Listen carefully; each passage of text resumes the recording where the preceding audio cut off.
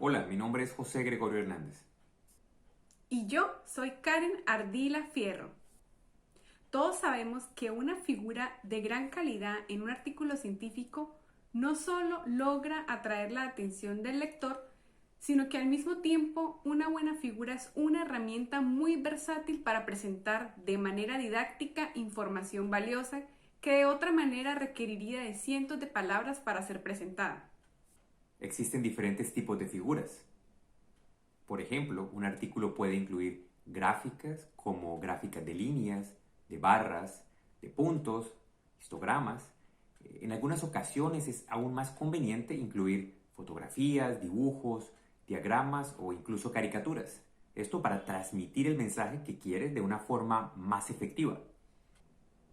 Sin importar el tipo de figura que utilices para presentar tu información, es importante que sigas algunas recomendaciones. Las figuras deben contener un título breve, explicativo y fácil de entender. Asimismo, la información en las figuras debe ser concisa y los símbolos y abreviaturas deben coincidir con la información previamente contenida en el texto del artículo. Si se usan símbolos o abreviaturas que no hayan sido usadas a lo largo del artículo, estas deben ser claramente definidas para evitar confusiones indeseadas. Si tu gráfica tiene divisiones, cada porción debe estar marcada, por ejemplo, con números, letras o denotando la posición que ocupa.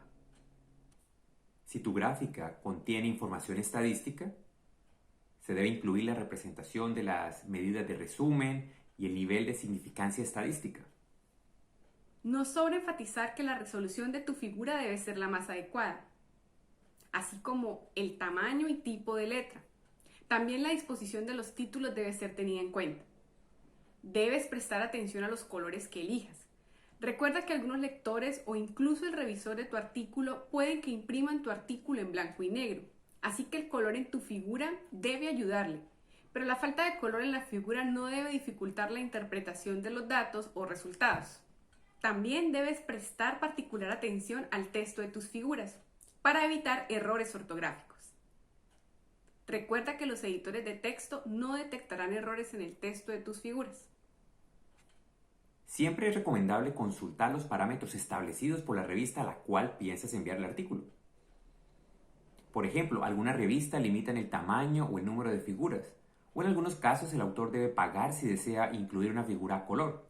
También es recomendable revisar al menos un par de artículos ya publicados en la revista de tu interés para así familiarizarte con el tipo, número y estilo de las figuras que normalmente hacen parte de los artículos que se publican en esa revista.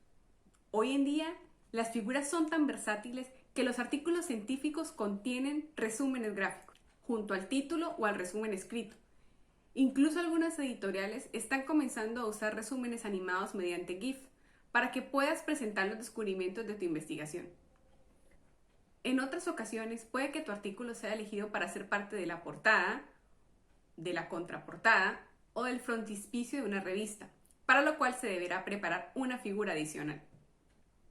Además de las figuras, existen otras maneras para presentar tus resultados en artículos científicos. Para aprender de esto y mucho más, no te pierdas nuestra próxima página del Diario Científico. Hasta luego.